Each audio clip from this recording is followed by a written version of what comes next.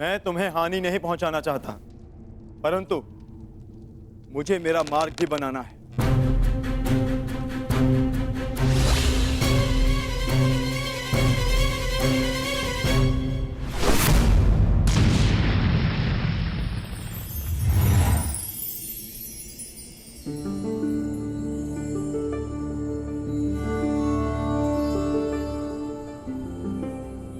मैंने आज तक तुम जैसा मनुष्य नहीं देखा, इतना हठी परंतु इतना चैतन्य। तुम्हें मार्ग देकर मुझे आनंद की प्राप्ति होगी।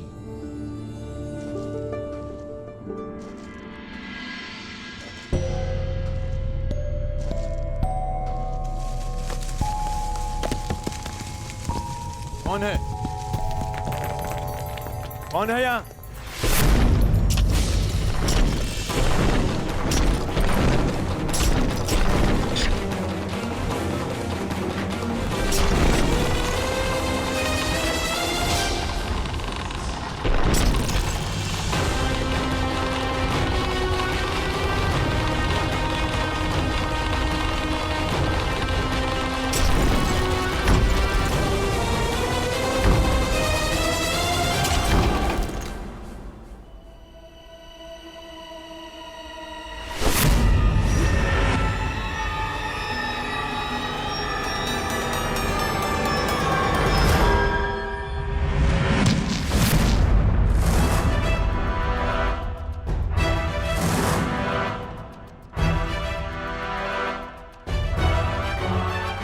ये तो महागुरु परशुराम के शिष्य का संदेश है,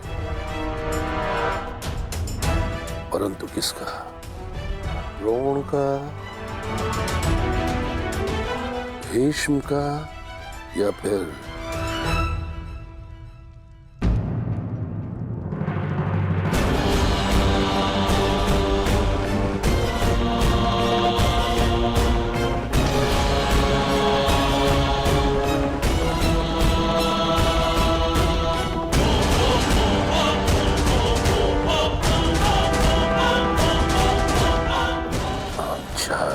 अधीनता स्वीकार नहीं है। वो दुर्योधन भूल गया कि युद्ध में उसका और उसकी सेना का क्या परिणाम हुआ था। अपने गुरु द्रोणाचार्य के लिए गुरु दक्षिणा लेने आया था वो, परंतु हमने स्वयं उसे उसके प्राणों की दक्षिणा दी। जिस हस्तिनापुर में हमारी पुत्री का अपमान हुआ, उस हस्तिनापुर से संधि कदापि नहीं।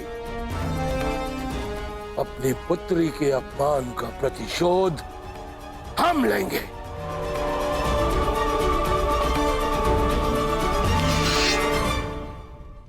यह पांचाल नरेश द्रुपद हस्तिनापुर के विरुद्ध युद्ध का शंखनाद करता है। धृष्टद्युम्न, पांचाल के सबसे घातक अस्त्र को प्रस्तुत करने का समय आ गया है।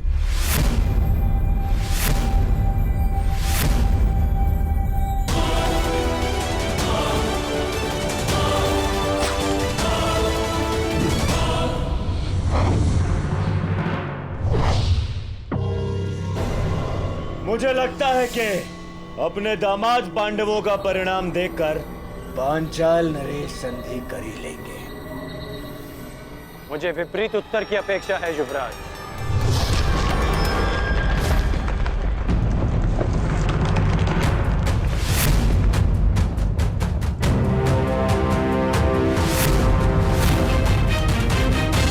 पांचाल नरेश का उत्तर आ गया युवराज।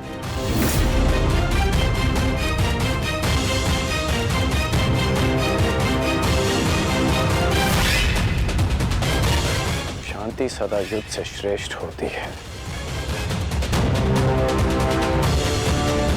हमने शांति का प्रयास किया जो निष्फल रहा। अब शांति का अपमान करने का फल पांचाल नरेश को चुकाना होगा।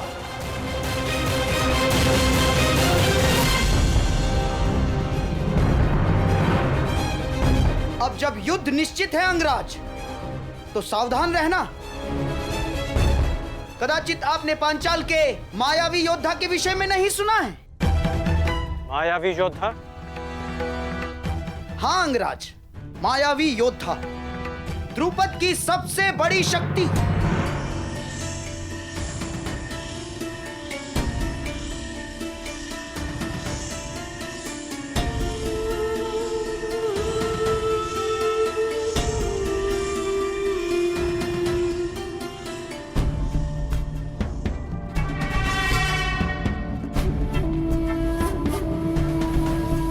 हस्तिनापुर ने पांचाल पर आक्रमण कर दिया है और इस समय पांचाल की ढाल तुम हो। तुम्हें इस युद्ध में भाग लेना ही होगा।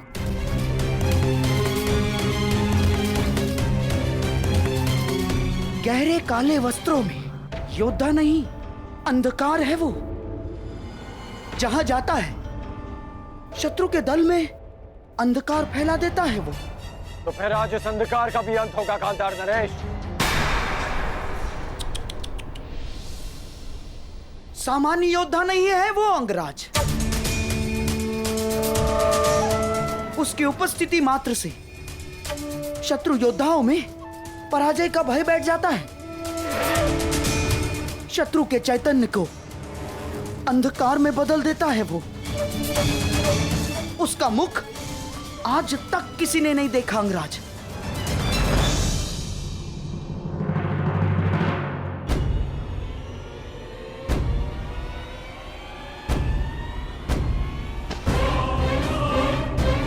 यही अवसर है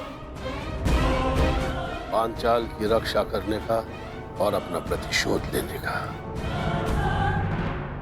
जिसकी कई जन्मों से प्रतीक्षा थी तुम्हें। यदि इस युद्ध में हस्तिनापुर पराजित हुआ तो वो आएगा, वो अवश्य आएगा जिसकी तुम्हें प्रतीक्षा है।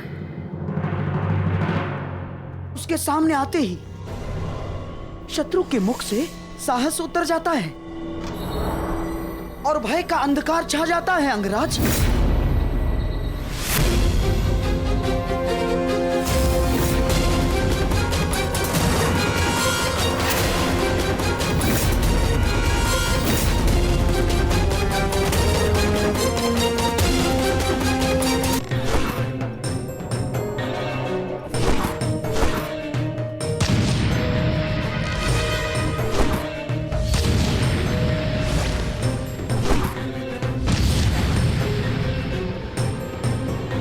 चट्टान पर बाणों का प्रभाव क्यों नहीं हो रहा? अवश्य ये कोई मायाजाल है।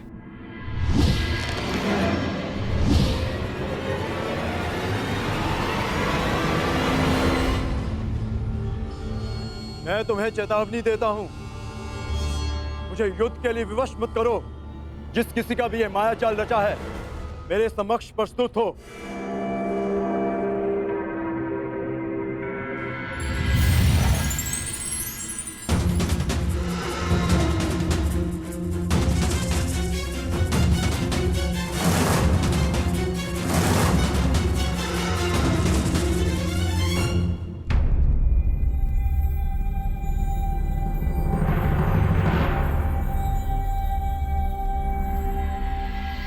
हस्तिनापुर ने पंचाल पर आक्रमण कर ही दिया। यदि हस्तिनापुर की सेना आई है तो वो भी जरूर आएगा, वो जिसकी मुझे वर्षों से प्रतीक्षा है। आप युद्ध कीजिए। हस्तिनापुर को अंधकार के गर्त में पहुंचाने के लिए आपका योद्धा उचित समय पर प्रस्तुत हो जाएगा।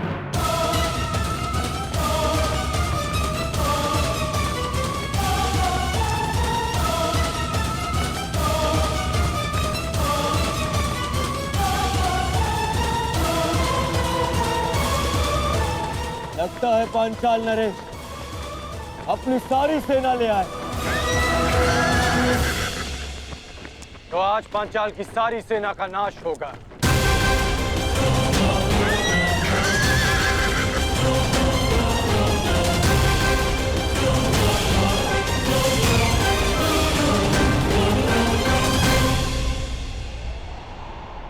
द्रुपद कोई विकट व्यूह रच रहा है अंगराज। विकट नहीं, महाविकट व्यू गांधार नरेश।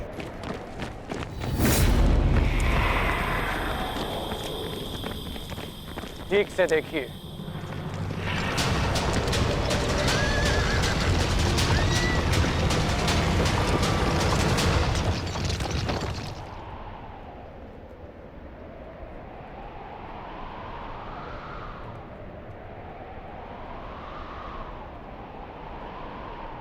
पूंछ की ओर से सेना का प्रवाह आगे होगा और 6 फनों की अगुवाई करेंगे 6 महारथी।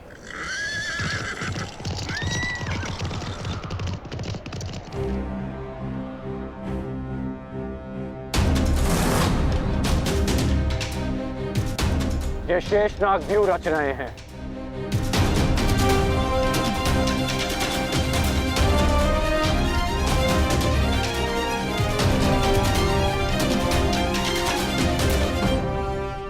पहले ही प्रयाण में इतनी बड़ी समस्या।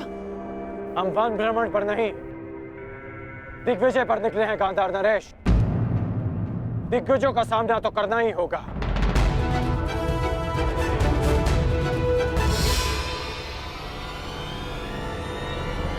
व्यू रचना।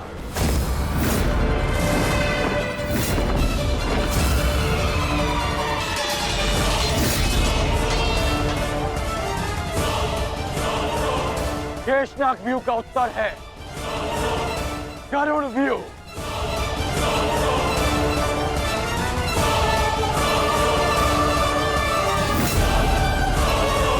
जिस प्रकार नागों का दमन गरुड़ करते हैं,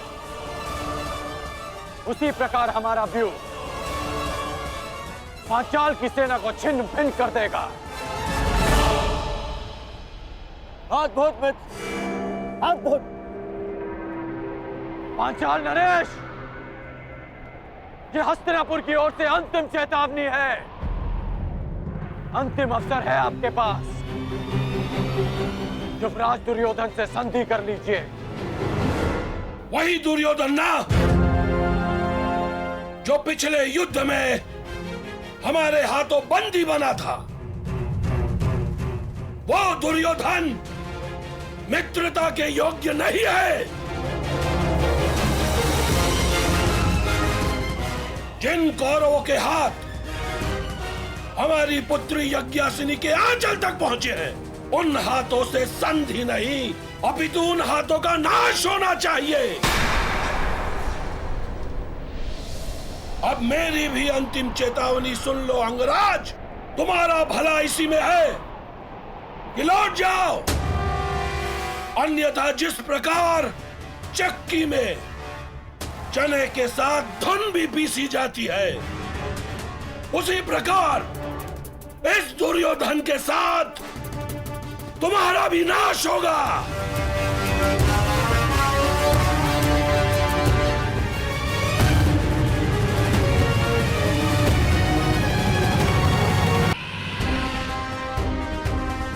तुम्हारा भला इसी में है कि लौट जाओ। सबसे श्रेष्ठ युद्ध वो है जो कभी ना हो। जो शांति से प्राप्त हो सकता है वो युद्ध से नहीं। क्षमा करना नटवर, कुछ मनुष्य युद्ध से पूर्व शांति का महत्व नहीं समझते। आक्रमण! आक्रमण!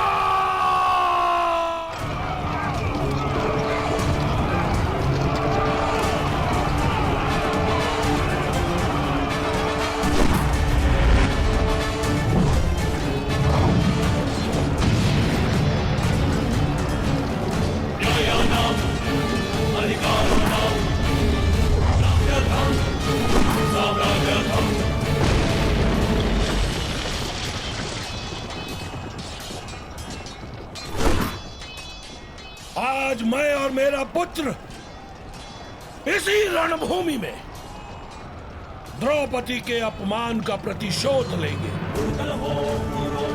आज पांचाल की 5 नदियां कौरव सेना के नाश की साक्षी बनेगी।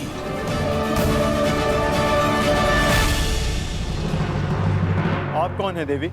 मालिनी, यक्षिणी हूं मैं। क्या चाहिए आपको?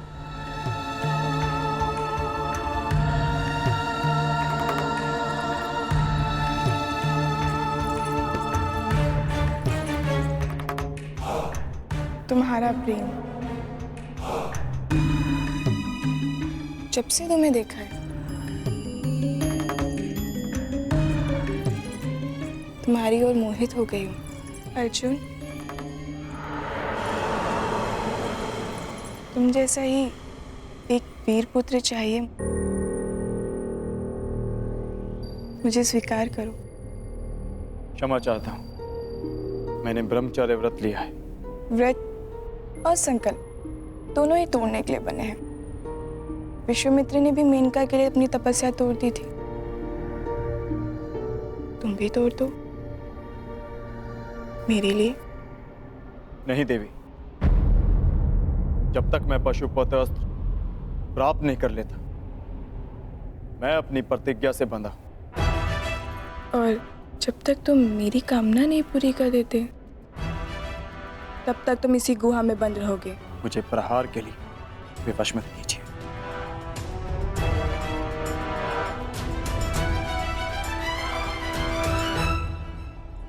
प्रयास करो। स्त्री पर अस्त्र उठाना क्षत्रिय धर्म नहीं, परंतु जो स्त्री काम वेश में आकर पुरुष का धर्म भंग करना चाहे, जिसे मर्यादा का ज्ञान ना हो, जो अपनी ही काम पूर्ति के लिए अपनी शक्तियों का दुरुपयोग करे, उसे राक्षसी माना गया। और एक राक्षसी पर अस्त्र उठाना क्षत्रिय धर्म है।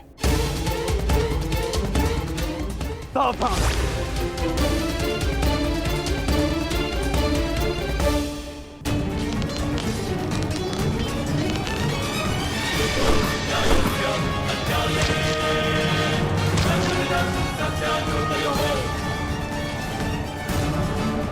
नरेश, आप भूल रहे हैं कि मैंने किससे शिक्षा ली है। कदाचित आपने मुझे स्वयंवर में अपने कौशल प्रदर्शन का अवसर दिया होता, तो आज आप मुझसे युद्ध करने का दुस्साहस नहीं करते।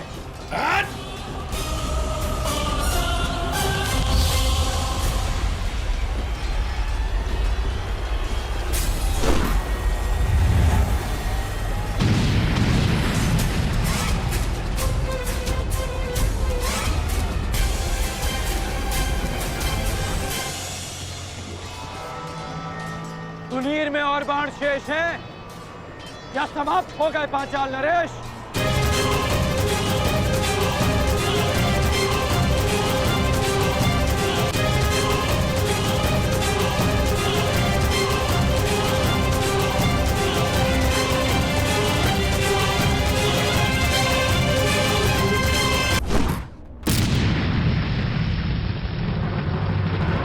तुनीर में और बाण शेष हैं या समाप्त हो गए पांचाल नरेश? सम्राट, एक बात तो माननी पड़ेगी, तुम्हारे इस मित्र कर्ण का कोई तोड़ नहीं ना। कर्ण का कोई सामना कर सकता है तो वो केवल अर्जुन है, परंतु पता नहीं पशुपतास्त्र की यात्रा में अब वो किस मोड़ पर होगा।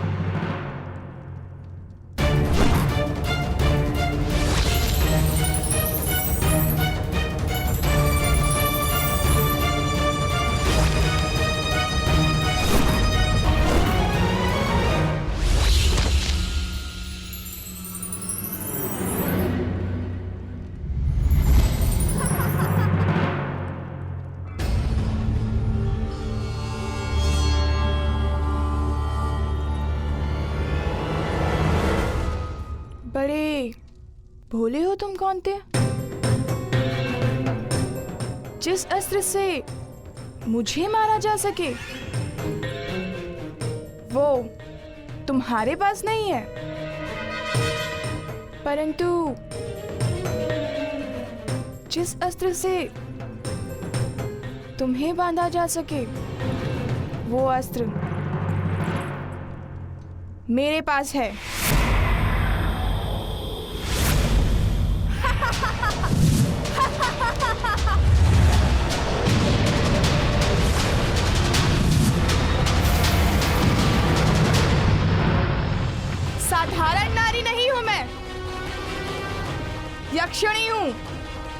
वरदान प्राप्ति अक्षिणी।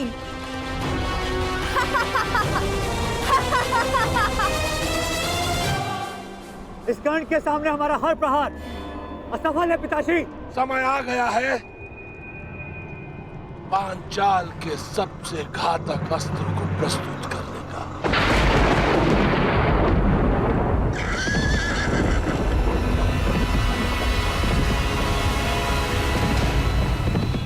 अब भी समय है पांचाल नरेश, हस्तिनापुर की अधीनता स्वीकार कर लो।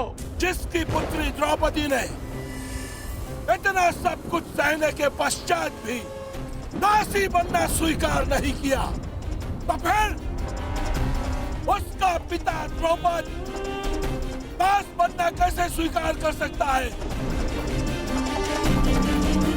पांचाल नरेश द्रौपद का सर कट सकता है, परंतु झुक नहीं सकता।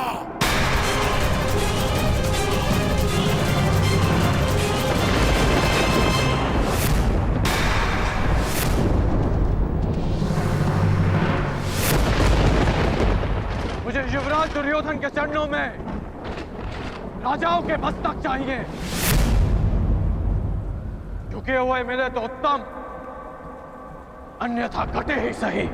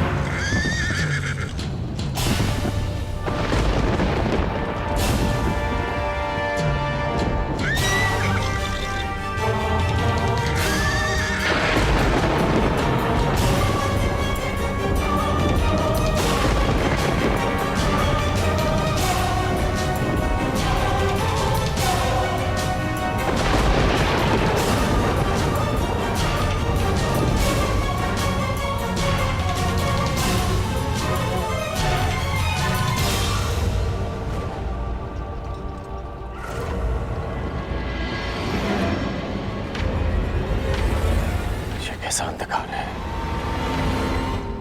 कैसी माया है ये।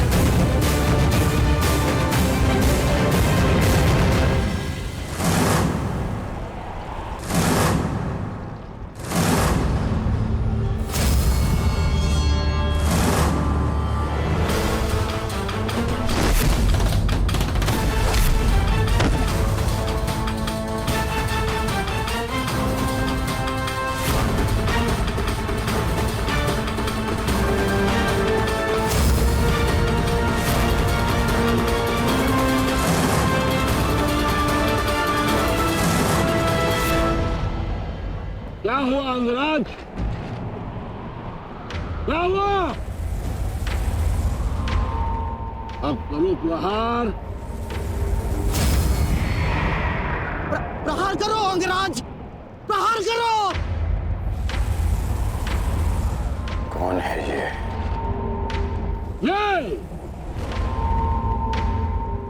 ये द्रुपद का वार। पांचाल का हाल है। चलो युद्ध करो। बच सकते हो तो बचो।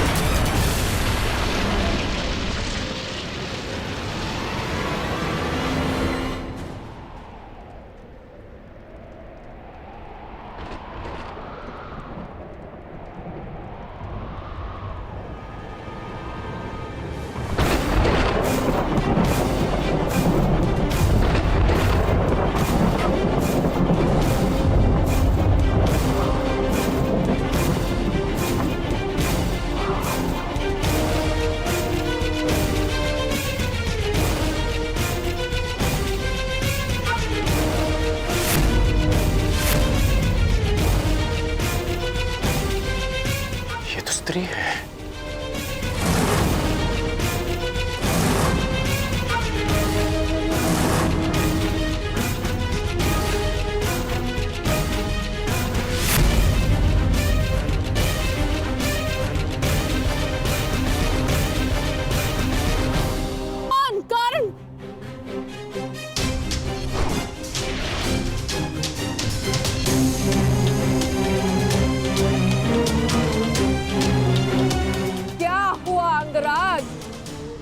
भयभीत हो,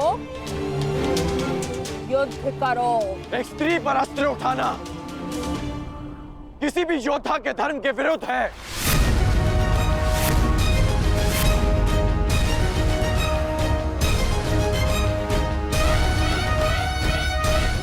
अब क्या करोगे मित्रगण? क्या स्त्री पर अस्त्र न उठाने के कारण हम दिग्विजय का पहला ही युद्ध हार जाएंगे? रुको मत अंगराज, युद्ध करो, क्योंकि जब तुम युद्ध करोगे तब तुम पराजित होगे, और जब हस्तिनापुर पराजित होगा तभी वो आएगा, तभी वो आएगा।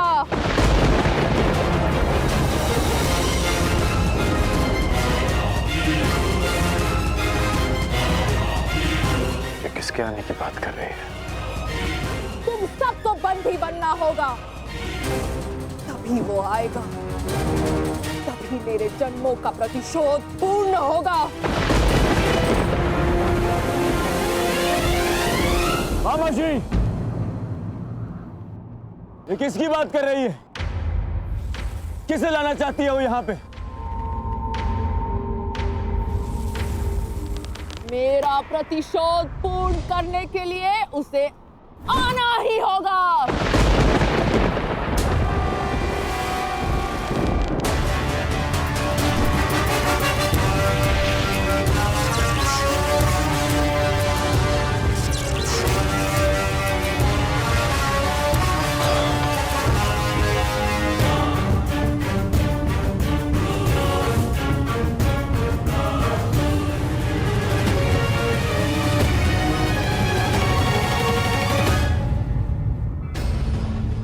दिव्य कवच तुम्हें प्रहार से बचा सकता है अंगराज, परंतु कब तक?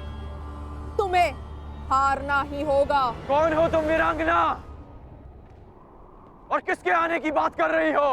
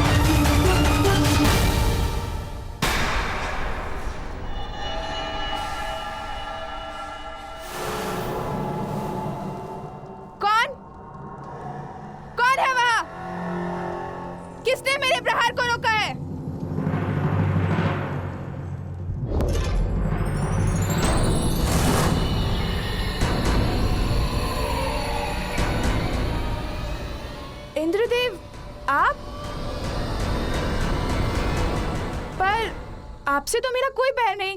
मेरे पुत्र से बैर कर कर तुमने मुझे अपना बैरी बना लिया।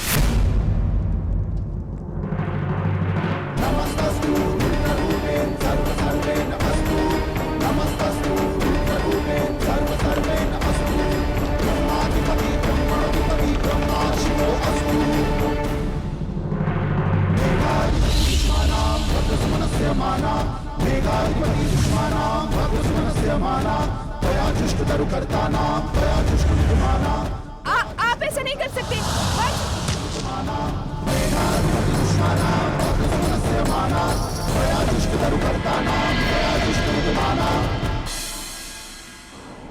बताओ कौन हो तुम?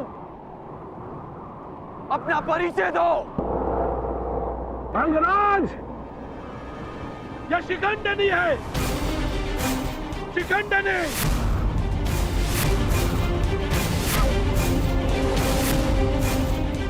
मेरी पुत्री।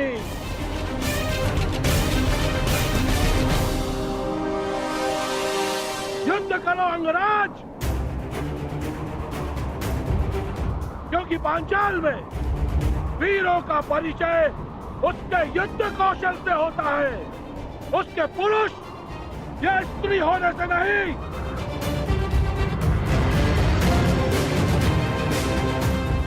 और यदि लड़ने का साहस नहीं है तो बुलाओ उसे, मेरे सामने लाओ। मैं एक स्त्री पर अस्त्र नहीं उठा सकता, और ये पता नहीं किसे लाने की बात कर रही है।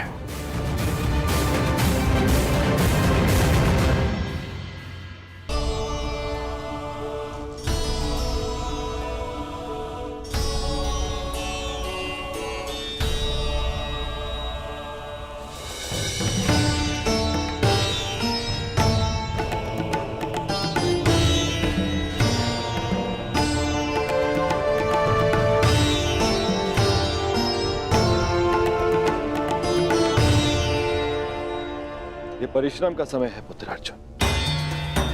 हमारा लक्ष्य कैलाश है। जाओ, कैलाश का मार्ग उस ओर है। जाओ अर्जुन, कैलाश की ओर प्रस्थान करो। विजयी भाव, यशस्वी भाव, सफल भाव।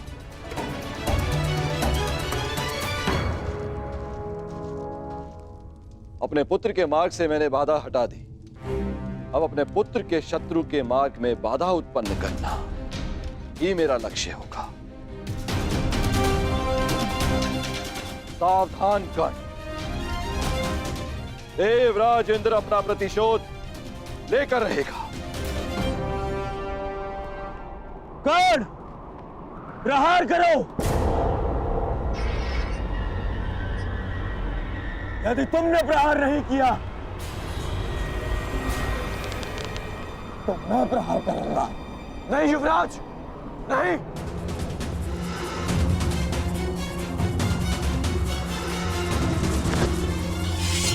यदि तुम प्रहार नहीं करोगे तो मैं करूंगी।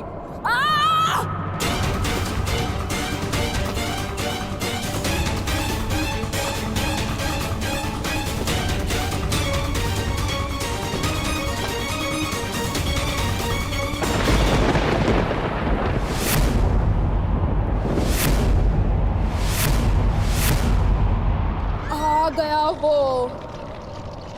आज मेरे जन्मों का प्रतिशोध पूर्ण होगा।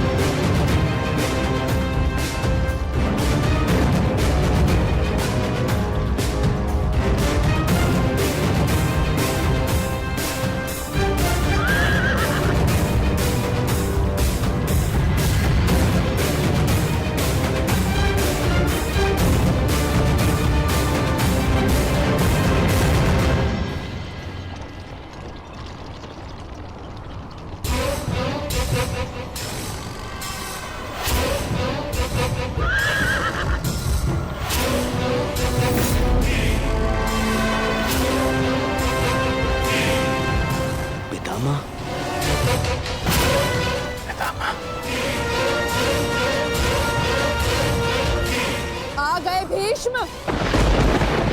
जन्मों से जिस प्रतिशोध की अग्नि में मैं जल रही थी, उसे पूर्ण करने के लिए तुम्हें आना ही पड़ा। स्मरण है या भूल गए? मेरा अपमान, मेरे अस्तित्व का नाश। स्मरण है वो अपमानित अम्बा जिसे न प्रेम मिला न पति।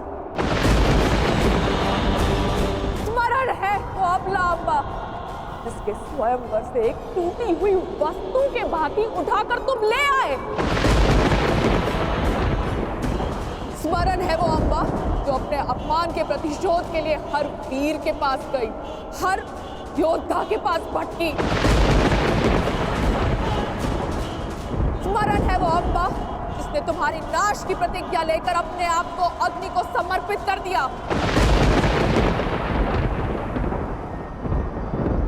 हाँ भीष्म, मैं उसी अम्बा का पुनर्जन्म हूँ। शिखंडिनी, शिखंडिनी, शिखंडिनी।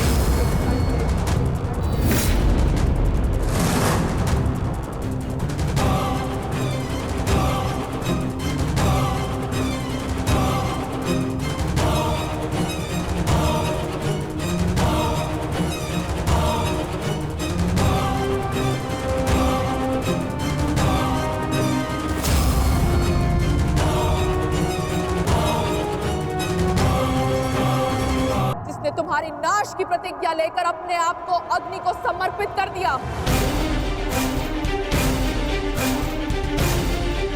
हाँ भीष्म, मैं उसी अम्बा का पुनर्जन्म हूँ। शिखंडिनी, शिखंडिनी, शिखंडिनी।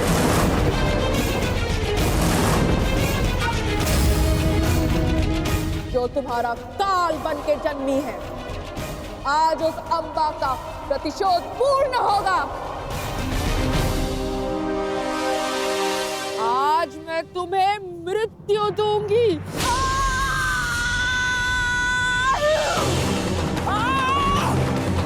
कौन? पितामह को बचाओ, रोको उसे।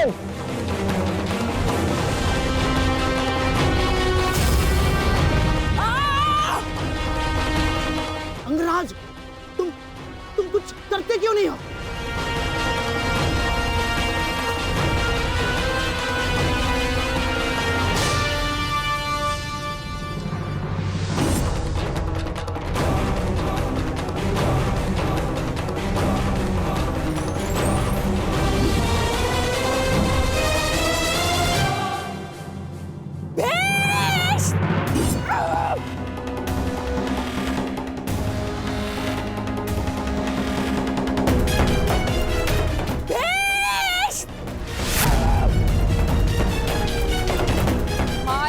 के बच नहीं पाओगे भीष्म।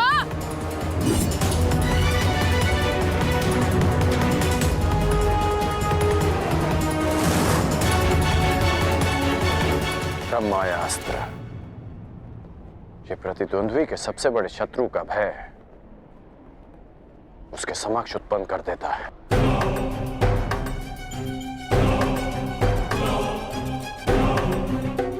आज मैं तुम्हारे हर एक प्रतिबिंब का नाश कर दूंगी।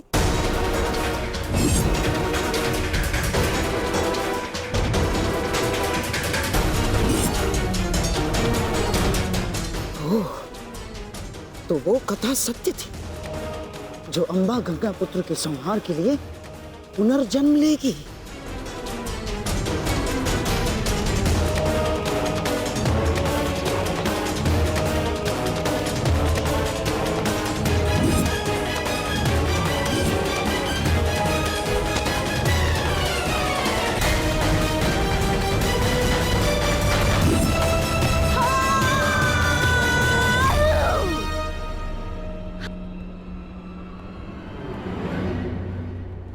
मुझे मेरा प्रतिशोध लेना है।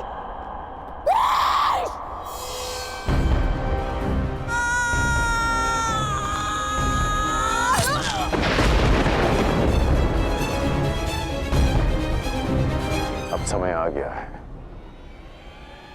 शिखंडिनी को नागपाश के बंधन का अनुभव करा दिया जाए।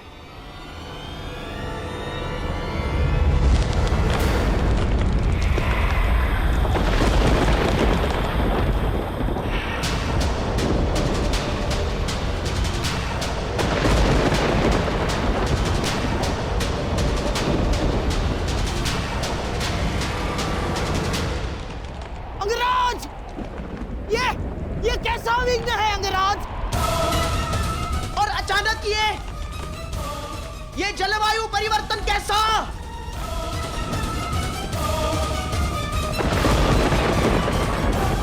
और वो भी केवल हमारी सेना पर अंगराज।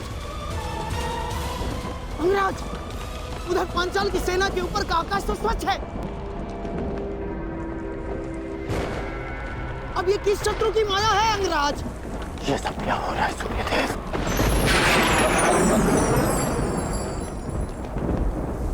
ये सूर्यदेव नहीं मूर्खगण, ये मैं, तुम्हारा परम शत्रु देवराज इंद्र।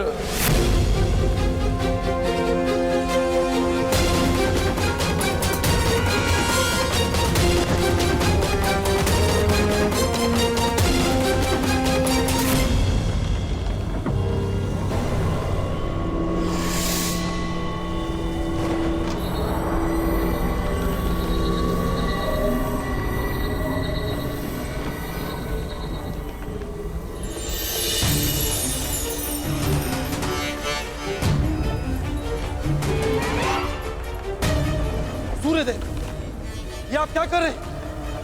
अब क्यों मेरे मार्ग में आ रहे हैं? देवताओं के राजा होने का यह अर्थ नहीं है कि आप ही को अपनी शक्तियों का प्रयोग करने का अधिकार है।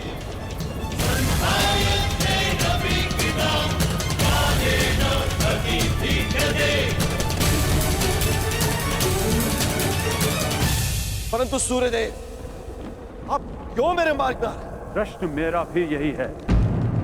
हस्तिनापुर की सेना पर आप अपना क्रोध क्यों जता रहे हैं? सूर्यदेव, मैं तो केवल अपने पुत्र के मार्ग में आई अड़चन को हटा रहा, और मैं भी अपने पुत्र की सहायता करने का प्रयत्न कर रहा हूं।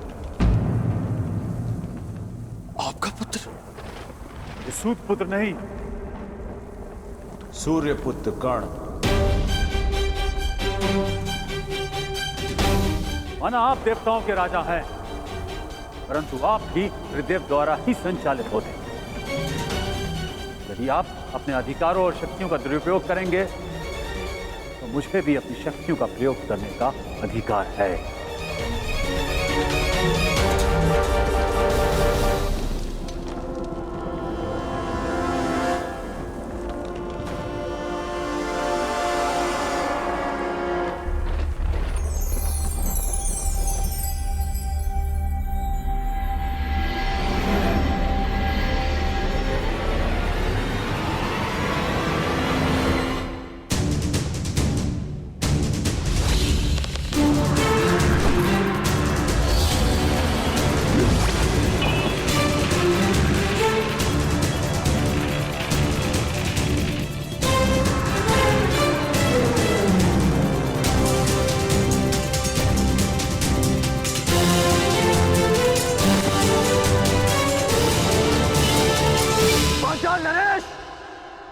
यदि अपने राज्य का विध्वंस नहीं चाहते हो तो अपनी पराजय स्वीकार करो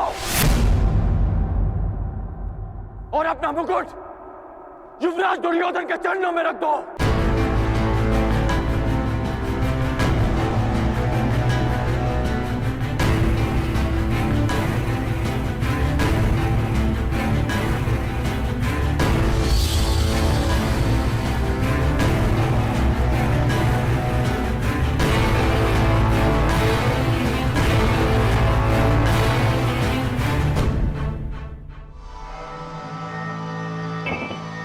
मामा श्री, आज इस विजय से मेरी उस पराजय के अपमान का दंश मेरे हृदय से निकल गया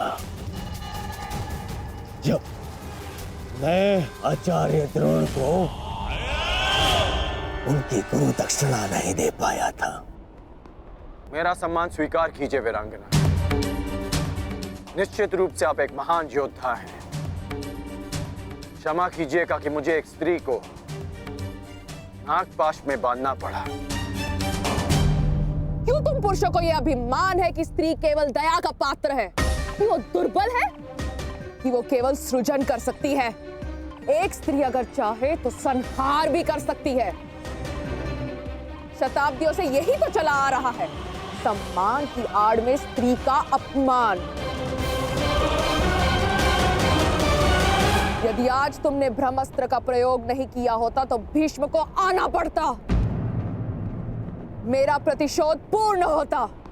परंतु एक दिन ऐसा आएगा अंगराज, जब भीष्म मेरे सामने खड़ा होगा और वहां ना तुम उसकी रक्षा कर सकोगे ना तुम्हारा ब्रह्मास्त्र। स्मरण रखना अंगराज, एक स्त्री का प्रेम अगर संसार रच सकता है तो उसकी क्रोध की अग्नि सब कुछ भस्म भी कर सकती है। स्मरण रखना, एक महायुद्ध होगा, महाविनाश होगा और उस विनाश को तुम भी नहीं रोक पाओगे।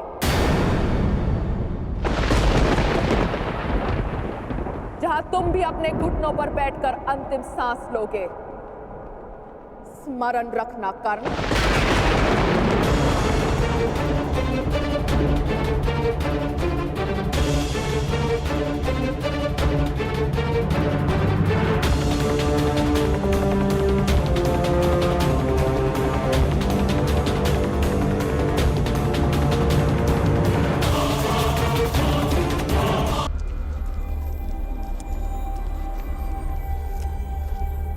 बड़ा भयंकर युद्ध था अंगराज। महादेव की कृपा से समाप्त हुआ और हमारी विजय हुई।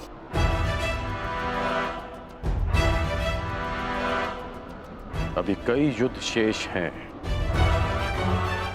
और कई विजय प्राप्त करनी है गांधार नरेश। हाँ। मैं इस दिग्विजय यात्रा को अंत तक अवश्य पहुंचाऊंगा।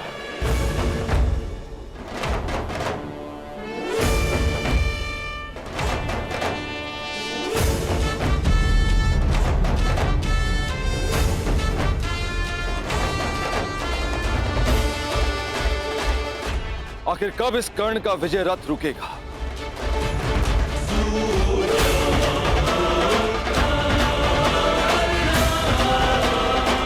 अब तो मैं खुलकर कुछ कर भी नहीं सकता, कोई प्रहार नहीं कर सकता, क्योंकि तुरंत सूर्यदेव इसके समर्थन में आ जाएंगे। सूर्यपुत्र कर्ण,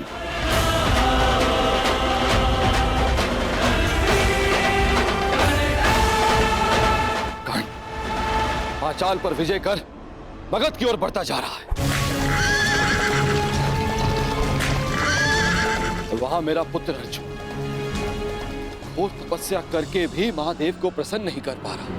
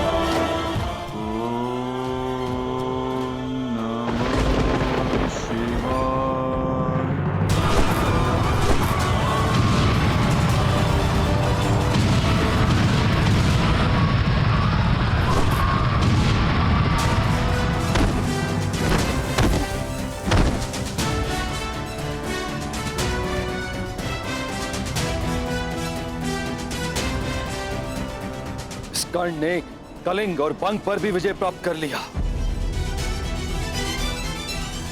अधिक से अधिक शक्तिशाली होता जा रहा है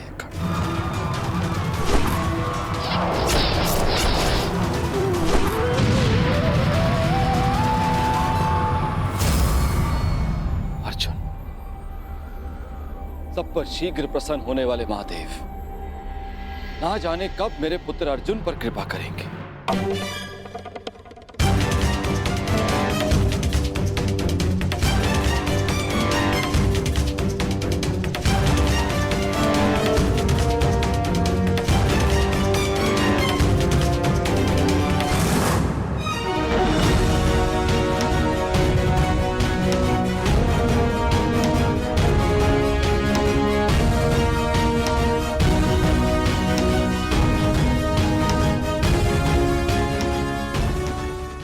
के 10 वर्ष पूर्ण हो चुके।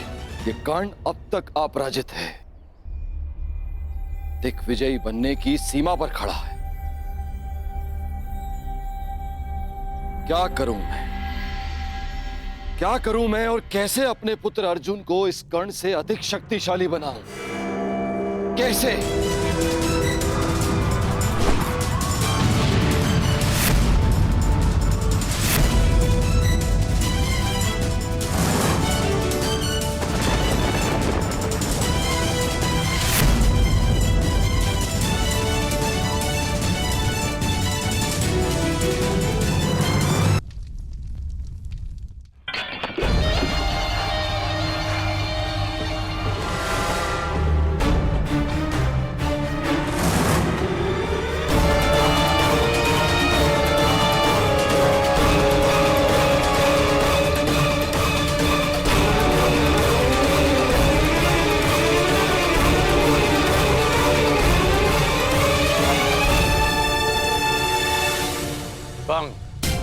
छेदी, कलिंग, मगध, त्रिगद, मत्स्य,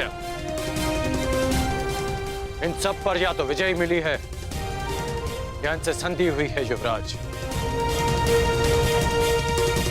आपके चरणों में भारत के सारे राजाओं के मुकुट प्रस्तुत हैं। कुछ ने स्वेच्छा से दिए हैं और कुछ के शीश काट कर लाए गए हैं।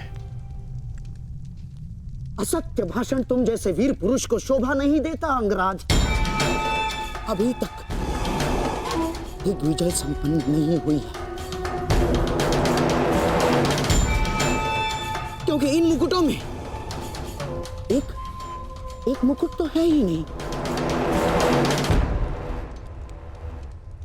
उग्रसेन का मुकुट अंगराज।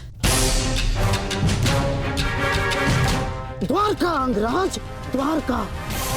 अभी तक तुम्हारा द्वारका पर विजय पाना शेष है अंगराज, और द्वारका पर विजय पाए बिना मेरे सम्राट दुर्योधन की दिग्विजय अधूरी होगी अंगराज।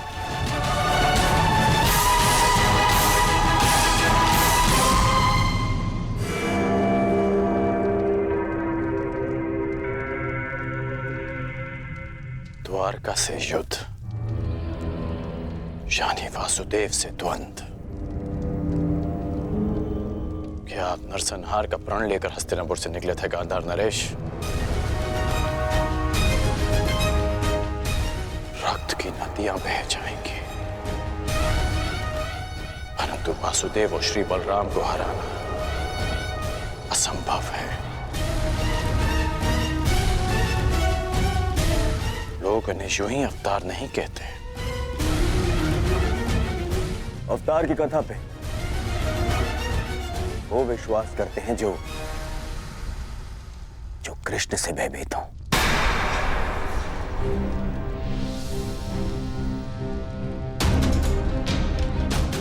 तुमने ही कहा था ना मित्र कि भावी युद्ध के लिए शक्तिशाली राजाओं को अपने समर्थन में लेना आवश्यक होगा। बिना द्वारका के ये कैसे संभव होगा मित्र? तुमने मेरे लिए दिग्विजय का वचन दिया है, क्या उसे पूर्ण नहीं करोगे मित्र? द्वारका का साथ अवश्य मिलेगा युवराज। शक्तिशाली को मित्र संधि से बनाया जाता है, युद्ध से नहीं। हमें वासुदेव और श्री बलराम से संधि करनी होगी।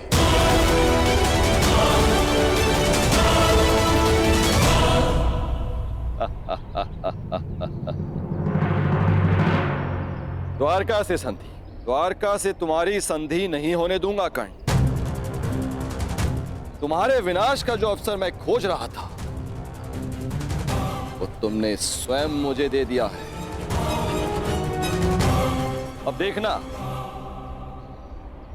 बलराम कैसे तुम्हारा विनाश करेंगे। ना ही ये सूर्यदेव बलराम के आगे कुछ कर पाएंगे और ना ही गोवर्धन उठाकर मुझे नीचा दिखाने वाला वो वासुदेव कृष्ण